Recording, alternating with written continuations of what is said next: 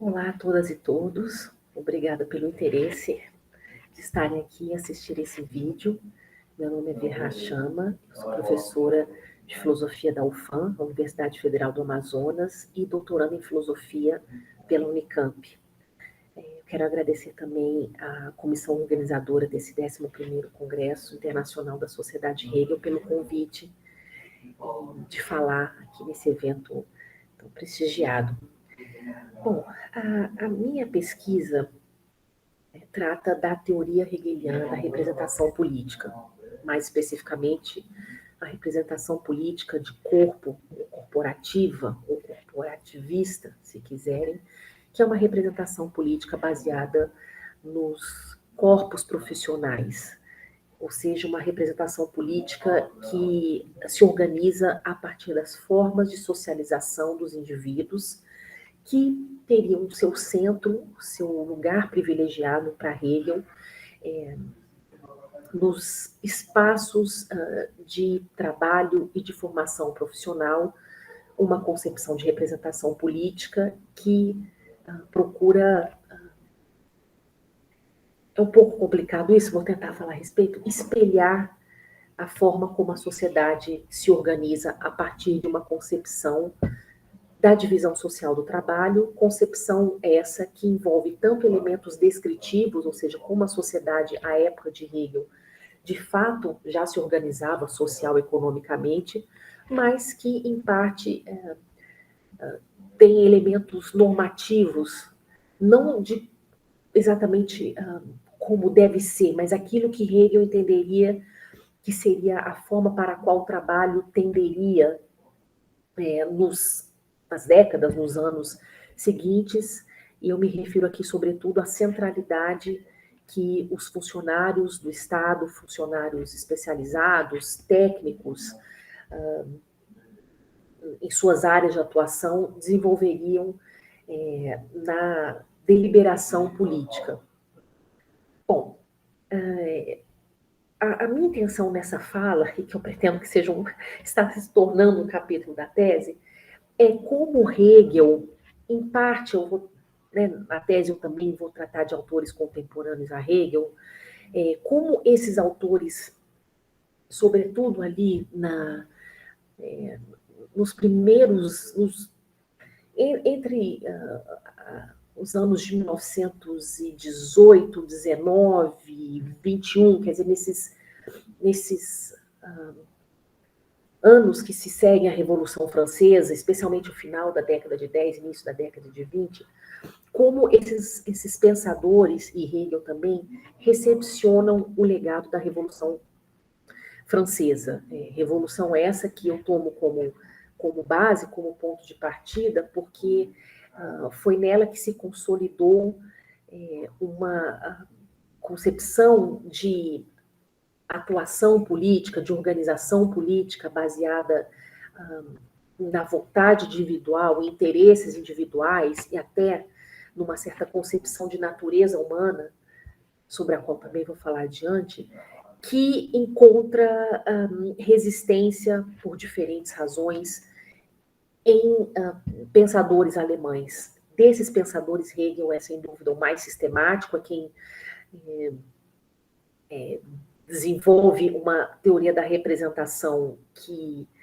é mais consistente do que esses contemporâneos dele, que eu já vou citar em seguida, mas que também faz um esforço de mostrar as dificuldades ou os dilemas que essa representação fundada no voto por cabeça, ou no voto individual, que a representação francesa consolida institucionalmente, então os limites e os dilemas que essa concepção de representação enfrenta em algum momento, e ele nos mostra isso no seu texto. Outros pensadores contemporâneos a Hegel, que são Hardenberg, Stein, que são, na verdade, figuras de Estado, são os dois principais nomes das reformas prussianas, então, reformas de Estado que, claro, sofreram um revés com as decisões de Carlsbad, as famosas Carlsbader-Beschlüsse. Então, houve um momento de inflexão no andamento de reformas liberais. Não sei se haverá tempo para tratar desses acontecimentos históricos que interrompem, digamos assim, um processo de reforma e de liberalização do Estado, como, por exemplo, o fim do trabalho servil, o fim da obrigatoriedade de se vincular a uma determinada, eu não quero dizer organização profissional, mas uma determinada profissão, digamos assim, né? Porque, em geral, não havia liberdade de escolha de associação profissional. Então, algumas dessas reformas liberais que procuravam retirar a Prússia de uma condição ainda pré-moderna, semi-feudal, elas foram executadas sobretudo por esses dois homens, né, Hardenberg e Stein, e eles também escrevem não teorias, mas cartas, às vezes documentos, em que eles se posicionam também como Hegel, mas sem, em parte como Hegel, é preciso dizer, mas sem uma clara teoria que sustente esses pontos de vista, mas eles também se posicionam contra uma organização do parlamento a partir do voto individual, que então poderia, e em geral ocasiona, uma composição do parlamento um tanto aleatória, quer dizer, a composição do parlamento não necessariamente espelha ou retrata as divisões socioeconômicas daquela sociedade, né? Então, inclusive, eu pretendo depois divulgar isso, eu tenho feito a tradução de alguns desses documentos, em que eles pensam o que Hegel, por sua vez, não fez assim muito claramente, até porque ele não é um homem de Estado, mas um teórico. Esses pensadores, Hardenberg, Stein, eles pensam arranjos institucionais. Então, como deveria ser a composição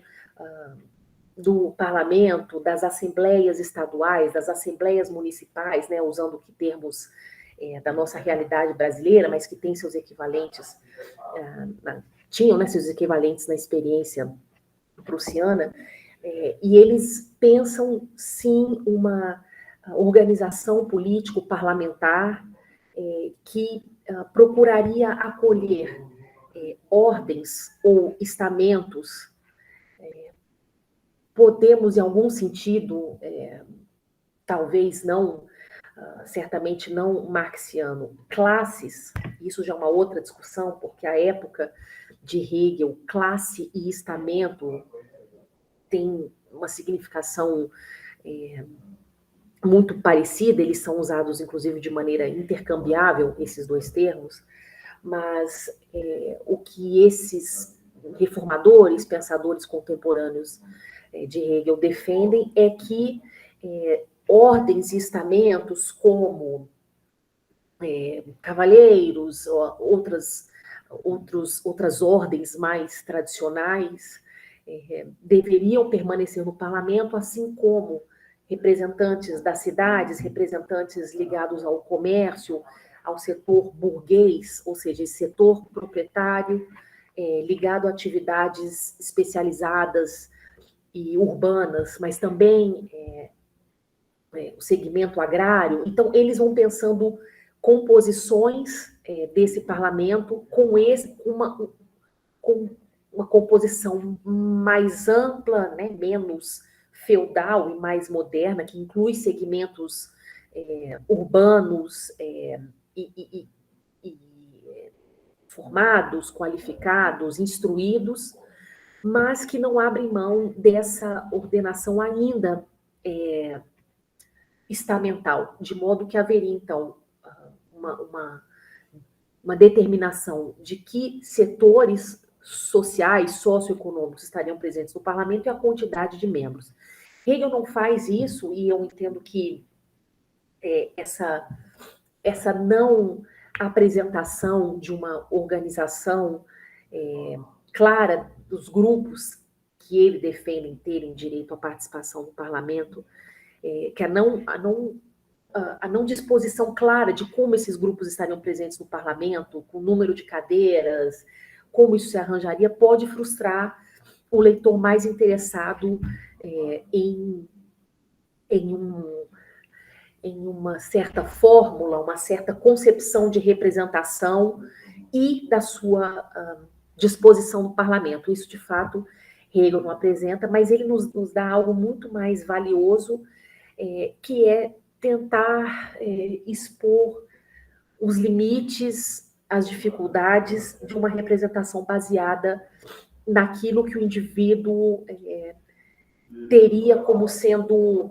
próprio da sua natureza humana. O Hegel não apela a nenhuma metafísica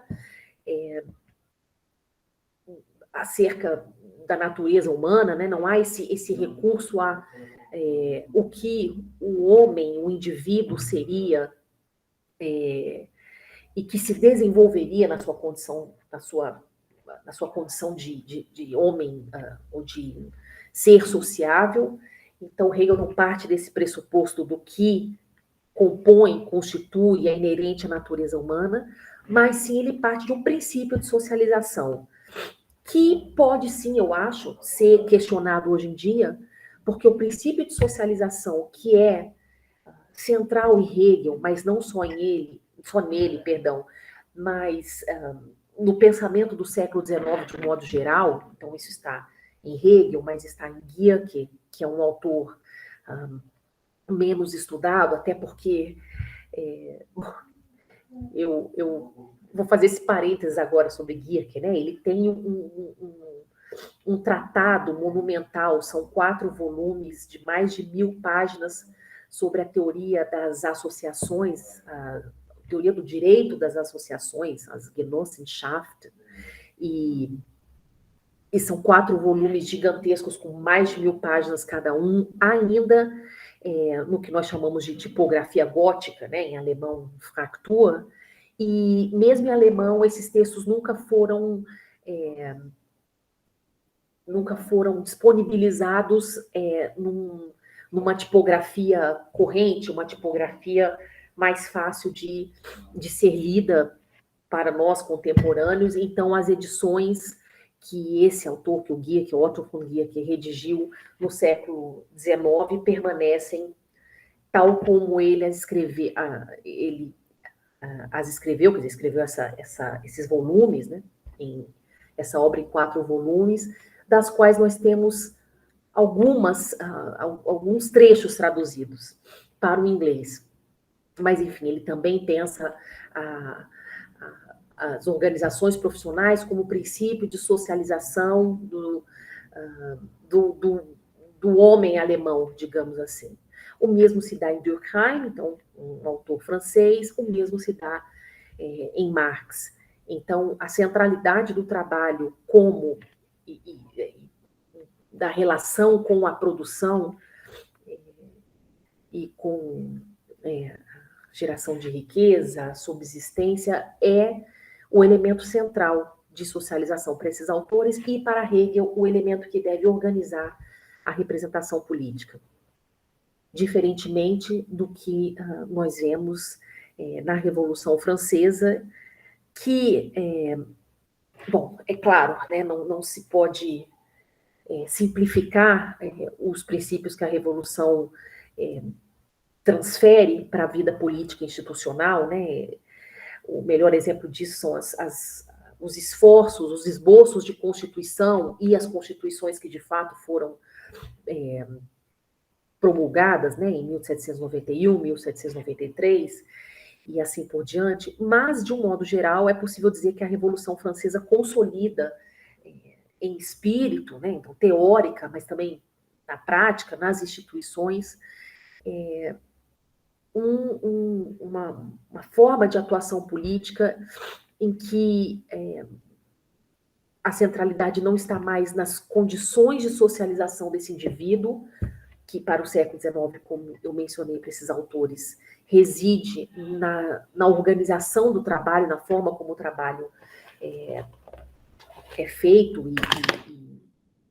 e se dá nessa sociedade, mas sim a partir da Revolução Francesa, ainda que ela acolha em si a efetivação, a realização de princípios liberais, republicanos, também democráticos, mas o que eu acho que eu queria destacar é como o mais importante para a Revolução Francesa ao romper com uma sociedade de ordens, ou ao não aceitar que a organização político-parlamentar se dê a partir dessas ordens, estamentos, esses recortes sociais, ela então estabelece como princípio de organização política o indivíduo como um ser dotado de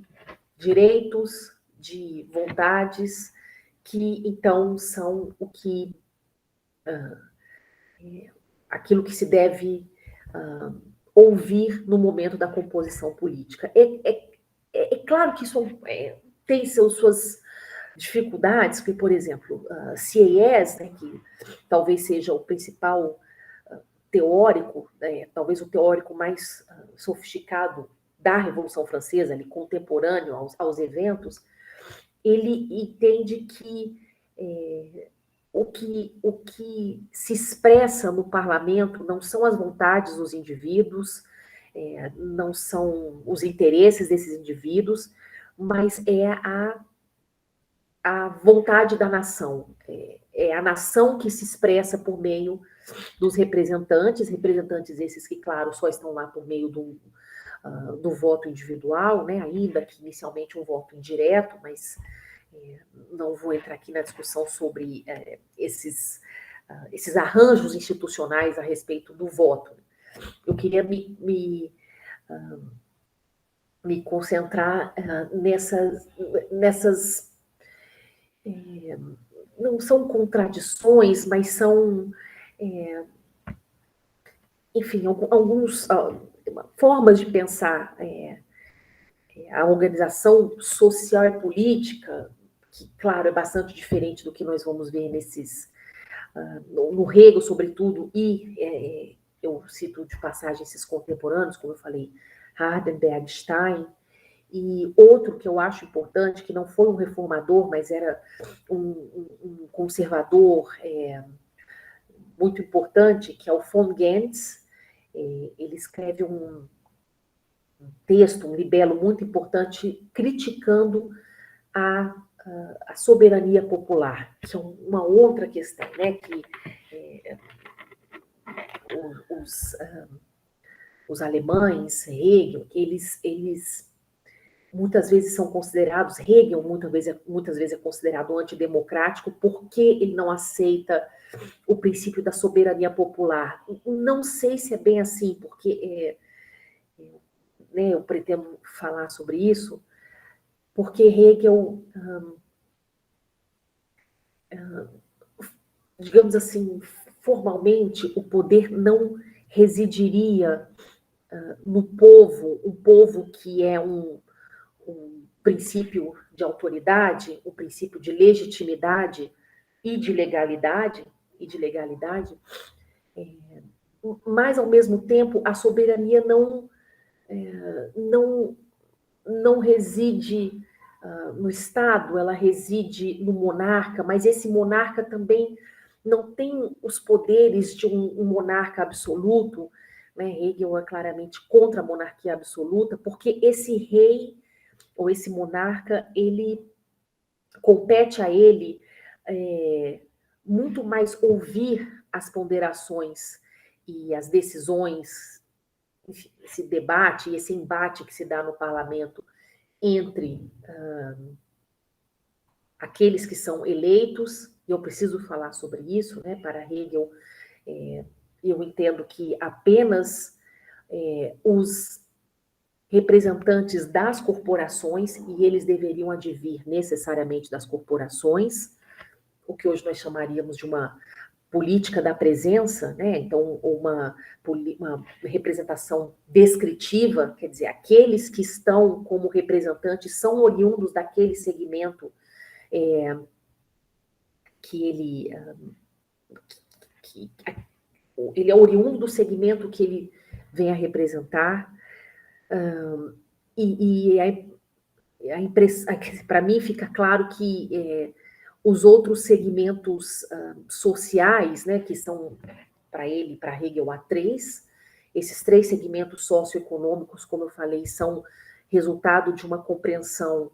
tanto descritiva quanto normativa da divisão social do trabalho, e que seguem a lógica, digamos assim, dessa concepção tripartite do mundo, não só do mundo, mas uma concepção tripartite, que é um princípio de compreensão do funcionamento do mundo para Hegel, né? Então, são aqueles momentos que compõem o conceito, que compõem a estrutura última do mundo, que seria particularidade, perdão, universalidade abstrata, particularidade, singularidade. Esses momentos constitutivos da realidade também estão presentes nessa divisão social do trabalho que Hegel apresenta e defende. Então, o primeiro grupo, o primeiro nível, digamos assim, de divisão social do trabalho é aquele ligado à terra, à produção agrária, extrativista, enfim, aquele trabalho mais imediato com a terra e com a natureza. O segundo momento, que é o da particularidade, é aquele momento em que a diferença se expressa num trabalho que, de fato, transforma a natureza, em que o indivíduo, ainda que se reconheça naquilo que ele produz, ele entende a diferença entre ele e o seu produto, né, a sua criação laboral. E é esse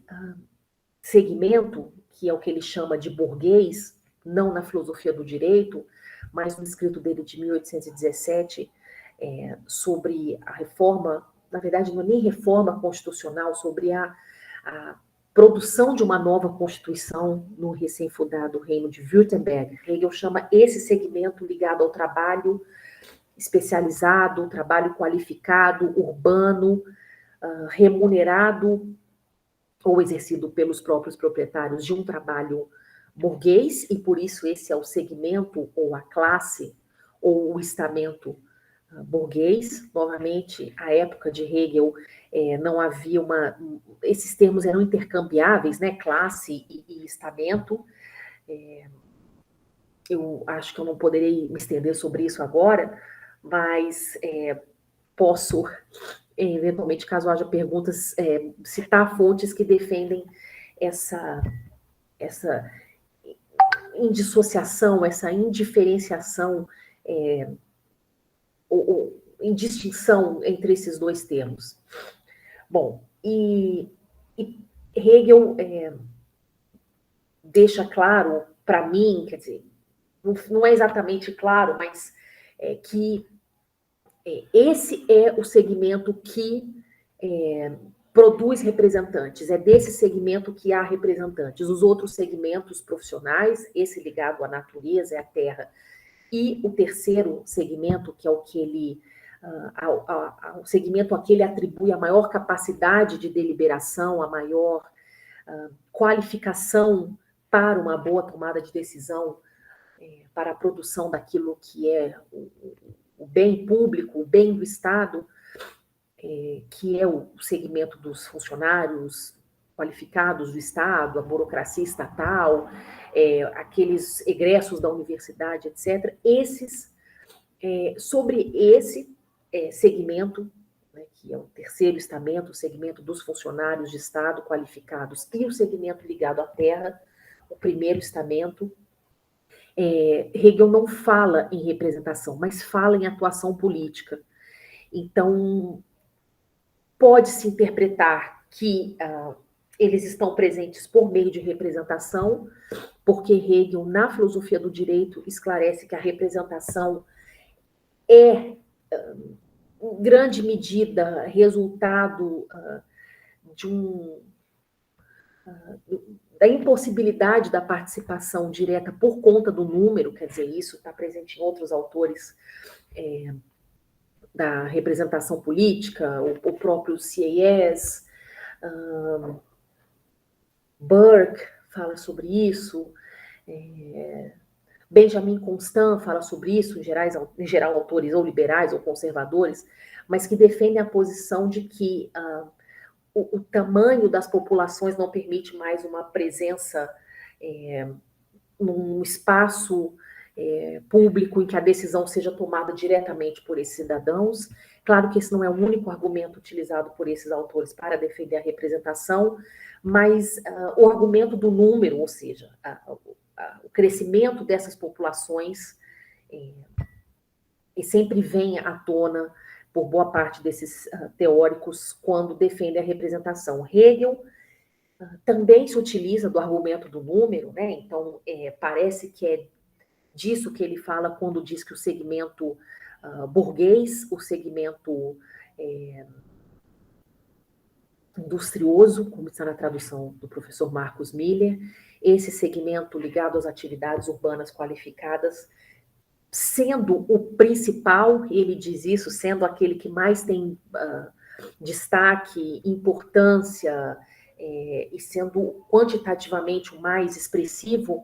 dessa sociedade em vias de industrialização em massa, parece ser o único que requer ser representado, enquanto os demais, ele não especifica, mas aqui tudo indica, estariam presentes no parlamento de forma direta, quer dizer, eles não se fariam presentes por representantes. O que é problemático, porque, sobretudo no primeiro estamento, e isso é próprio de um pensamento corporatista, Hegel inclui como pertencentes a esse primeiro estamento, essa primeira classe, esse primeiro segmento socioeconômico, todos aqueles que estão ligados à terra, tanto os que são produtores, trabalhadores, camponeses, mas também os proprietários. Então, Hegel não distingue o pertencimento a esse estamento, a essa classe, entre proprietários e não proprietários de terra, e que é objeto de uma grande crítica de Marx, claro, no pensamento dele com toda razão, né, porque os espaços que esses indivíduos ocupam nas relações de produção são, por vezes, antagônicos, mas Hegel tem aquilo que depois, quando se tornou teoria política, se tornou parte do corporatismo clássico. Isso está, por exemplo, no Philipp Schmitter, que tem um artigo canônico, clássico, sobre a diferença entre corporativismo e pluralismo, e outros autores, como Coulson, se eu não me engano, eles entendem que, por corporativismo, aqui se fala de uma teoria em que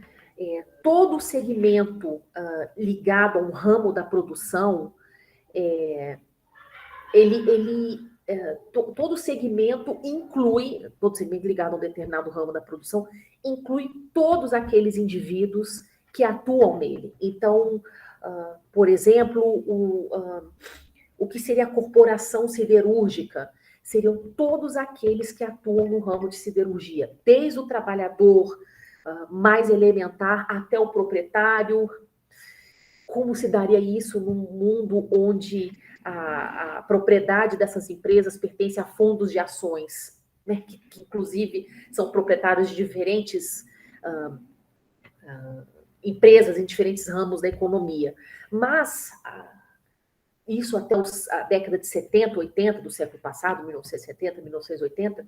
defendia-se que a teoria política corporativa, corporativista, incluiria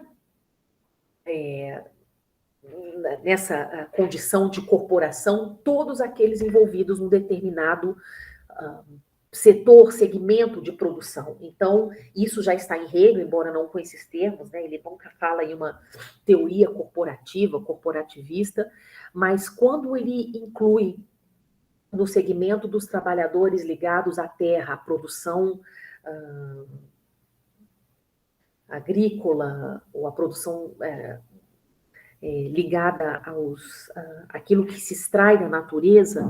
ele inclui tanto o camponês quanto o proprietário de terra.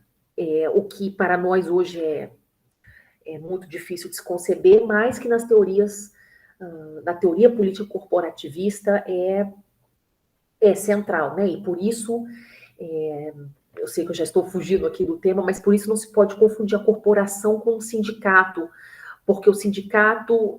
ele defende ou os trabalhadores, ou o sindicato patronal, os proprietários, de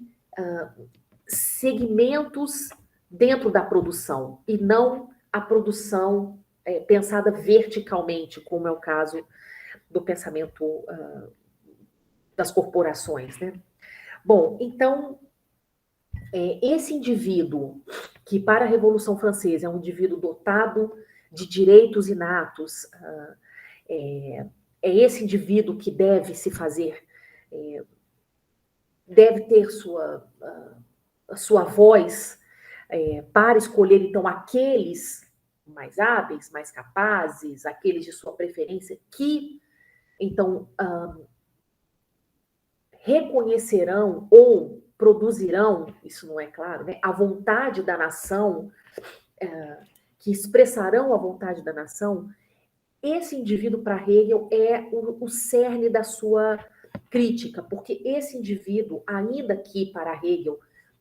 tenha direitos, mas não direitos inatos, esses direitos são socialmente conquistados, adquiridos, ou não lhes são efetivos, esses direitos não é com base nessa concepção metafísica do indivíduo, que tem uma natureza, que detém certos atributos, que a representação política deve ser organizada. Eu queria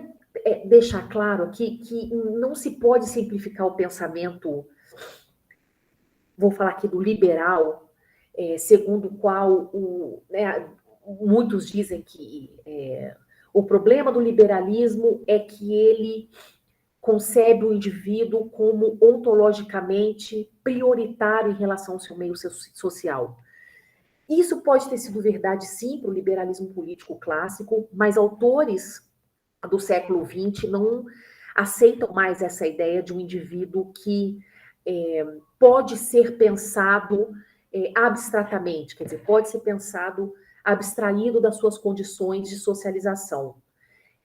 Isso está, por exemplo, num autor chamado Colin Bird. Ele recusa, é um autor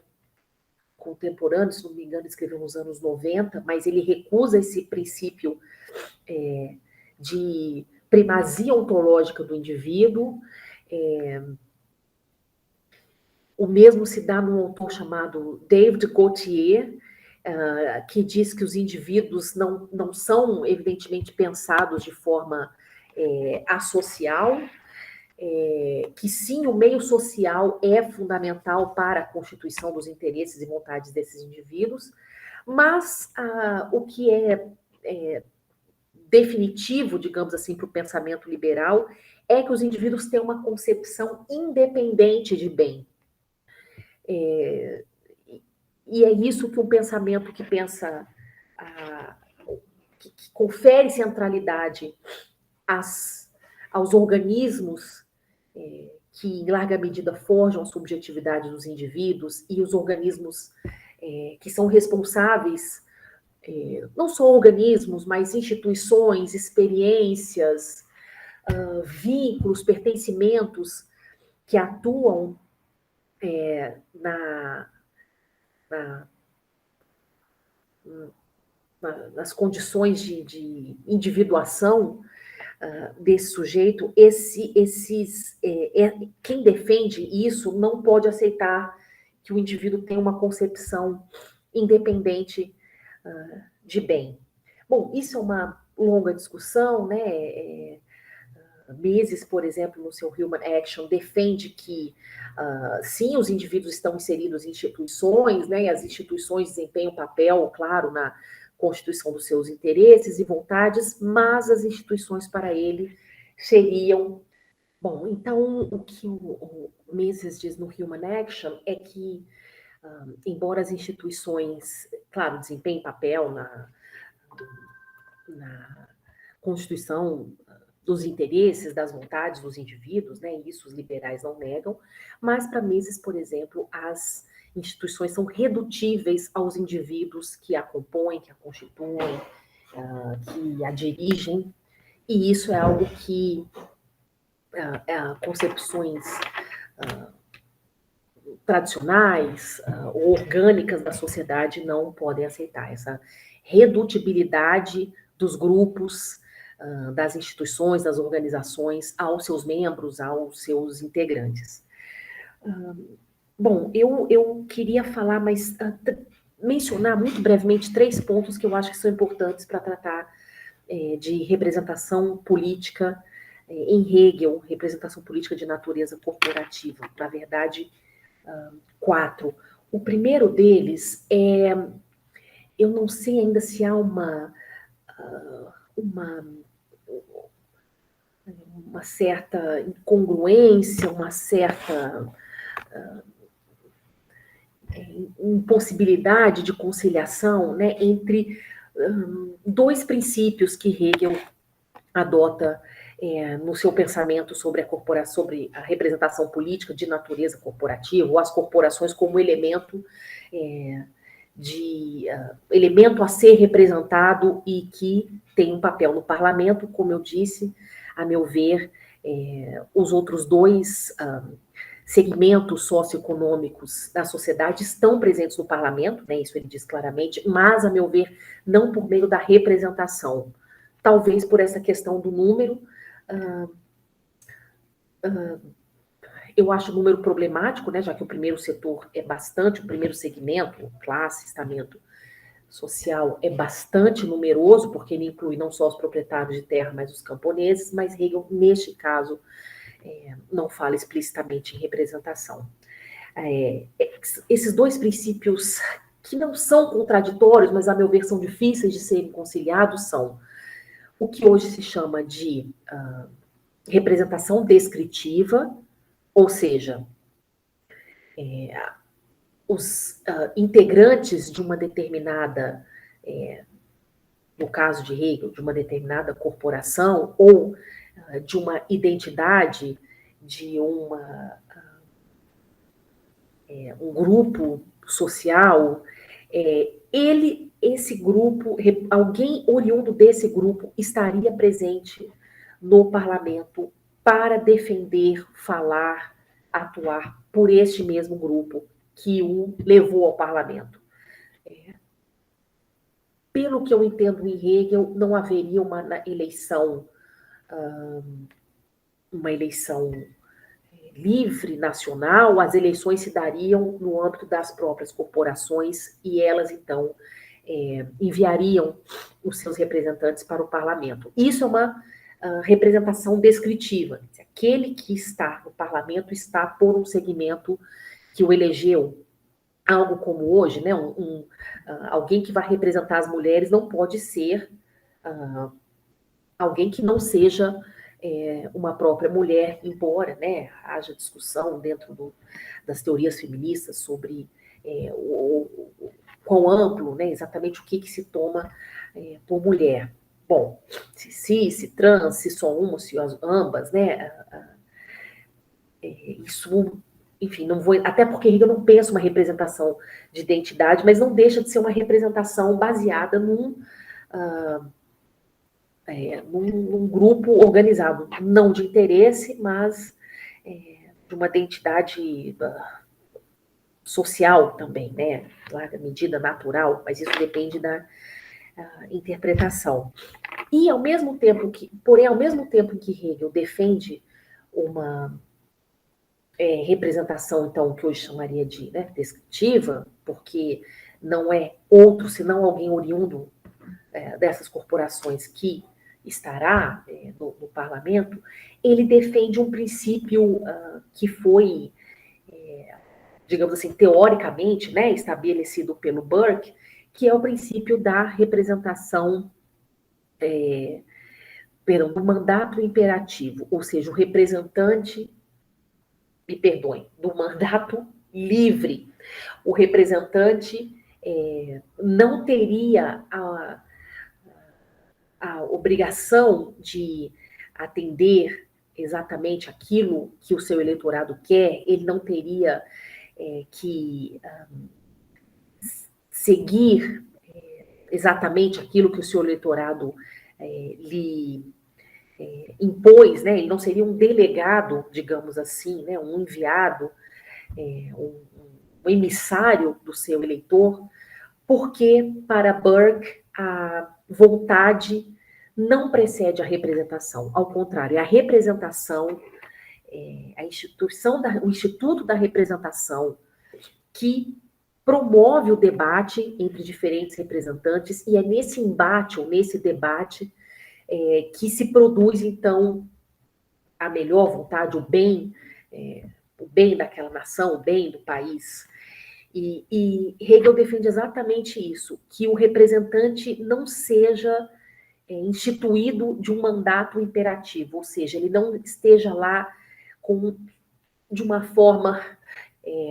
como se diz hoje alguns teóricos da representação política, ele não esteja lá de forma passiva, mas que esse representante esteja no parlamento de forma ativa, ou seja, ele possa, nesse confronto de ideias com os demais parlamentares, deliberar algo que não foi exatamente aquilo que o seu eleitorado decidiu, e o que para mim parece um pouco difícil de conciliar, porque se o representante é o representante daquele segmento, ele como ele poderia se descolar daquelas instruções que ele recebe do seu eleitorado. Por outro lado, se ele for apenas um delegado do seu eleitorado, ele fica preso a uma particularidade que não se enriquece, que não está aberta à interlocução com outros representantes. Bom, esse é um dos pontos que eu queria levantar aqui. O outro ponto foi quando eu disse que Hegel não parte para a representação política de uma concepção humana, de uma concepção metafísica de natureza humana. Isso quer dizer para ele que o indivíduo não é inerentemente dotado de direitos, mas não que ele seja contra direitos. Pelo contrário, eu acho que um parágrafo muito importante da filosofia do direito é o 229, em que ele diz que esses direitos do indivíduo, que aquilo que constitui a particularidade do indivíduo, tem de ser efetivada, quer dizer, o indivíduo tem direito de exigir que o seu bem próprio seja realizado efetivamente no âmbito do Estado, e isso quer dizer que essa realização, uma realização efetiva, supera uma realização meramente formal,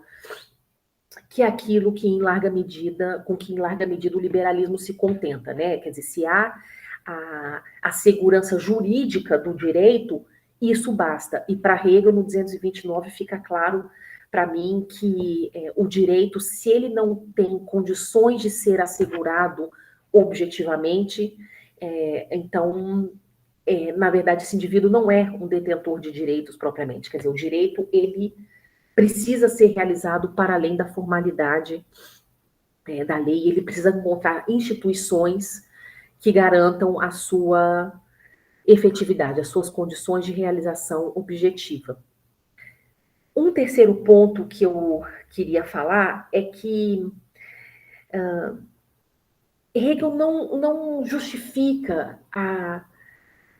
o caráter imperioso da representação na filosofia do direito, que é a sua obra política mais consistente, mais bem acabada. Mas, no escrito sobre Württemberg, que é um texto de 1817, em que ele, como eu falei, analisa essa constituição que esse reino recém-fundado vai se dar, vai se outorgar, ele coloca a representação como uma exigência do tempo, uma exigência do espírito. Não sei se isso é suficiente para justificar a representação, mas Hegel parece ter sido tomado pelos ventos do seu tempo, de tal modo que parecia ser impensável que o Estado pudesse se manter de forma legítima sem adotar o princípio da representação. E ele diz, então, né, nesse texto, quão imperioso, quão urgente isso é uma exigência do tempo. E por fim, eu falei, né, não sei se mostrei suficientemente, que Hegel e né, outros pensadores políticos contemporâneos a ele recebem o legado da Revolução Francesa de forma ambígua, né, porque Hegel, como eu disse, e esses outros teóricos adotam, sim, um modelo de representação, certamente não de uma representação popular, ou seja, uma representação baseada no voto individual livre, né, um voto individual não vinculado ao seu pertencimento profissional. Mas isso, a meu ver, não quer dizer que Hegel seja um pensador antidemocrático, porque para ele, esse voto individual, um voto baseado na expressão do indivíduo, digamos assim, desligado das condições que o constituem, né, ele traz mais malefícios do que benefícios. Ele seria, talvez, né, ele não usa essas expressões, claro, mas ele seria, talvez, menos democrático do que essa representação baseada nos organismos profissionais em que a sociedade está, que ela se distribui, digamos assim. E eu queria citar, muito brevemente, citar 3 pontos que mostram como esse modelo de representação que surge, não que surge, mas que se consolida, né, ou talvez que tem a sua institucionalização com a Revolução Francesa, é o seguinte. Bom, primeiro, não é explícito, mas fica, para mim, é possível depreender isso claramente, né, que esse modelo competitivo, né, baseado nessas eleições livres, no voto individual, ela causa 3 males, digamos assim, que estão presentes ainda hoje nos nossos dias e que talvez sejam, em grande medida, responsáveis pelo descrédito em que esse modelo de organização política a partir do voto individual se encontra. Então, eu queria colocar essas 3 dificuldades que Hegel aponta. Vou citar aqui os parágrafos da filosofia do direito em que essas críticas estão presentes. Então, a primeira dificuldade desse modelo de voto individual, livre, quer dizer, um voto não vinculado ao pertencimento do indivíduo, é o seguinte: primeiro, há uma influência expressiva da acidentalidade ou do acaso na escolha do candidato. Ou seja, num determinado momento o indivíduo votaria em outro momento essa escolha poderia recair muito bem sobre candidatos distintos. Isso está nos parágrafos 303 e 311 da filosofia do direito. Outro problema, quando se concentra a deliberação política apenas na representação de caráter parlamentar, para Hegel ainda não partidária, mas certamente uma representação parlamentar, é que essa participação política dos indivíduos é episódica, né? No nosso caso aqui no Brasil ocorre a cada 2 anos, e essa participação, então, ela se expressa no instante do voto. É claro que há discussões, debates, né, as eleições são um momento de participação política, mas a expressão dessa posição política, ela só se dá no instante do voto. Um instante do voto que, né, nos casos dessas democracias representativas que acontecem apenas por meio da eleição parlamentar, ela dista muito de um pleito para outro. E isso está no parágrafo 308 da Filosofia do Direito. E a consequência dessas duas realidades, digamos assim, que Hegel vê como sendo consequência desse voto individual, desvinculado, né, esse voto, digamos assim, em eleições livres, é que os indivíduos tornam-se indiferentes, ou cidadãos se tornam indiferentes às eleições, e eles têm o sentimento de que seu voto pouco influi, insignificante, para desempenhar algum papel na vida política. Isso também está no 311. O problema do pertencimento é maior do que parece, porque hoje os indivíduos, aliás, talvez não só hoje, né, mas falemos nos dias de hoje, os indivíduos são atravessados por múltiplos pertencimentos. O trabalho perde a sua centralidade, né, na constituição da subjetividade dos indivíduos, mas nós temos outros pertencimentos como gênero, raça ou etnia, pertencimento geográfico, outros interesses e vinculações diversas, né? E eu, ao contrário de alguns grandes comentadores, inclusive, que eu admiro muito, entre eles, inclusive, o meu, digamos assim, o meu orientador no sanduíche, né, meu professor Fiveg, ele interpreta as corporações de uma maneira muito, a meu ver, larga, quase como se Hegel fosse um pluralista. Né? E o pluralismo no pensamento político contemporâneo, né, que tem em Robert Dahl, seu principal expoente, vendo o pluralismo é caracterizado por essa possibilidade de influência de diferentes associações, diferentes agremiações, organizações sociais de toda a ordem econômica, ligadas a múltiplos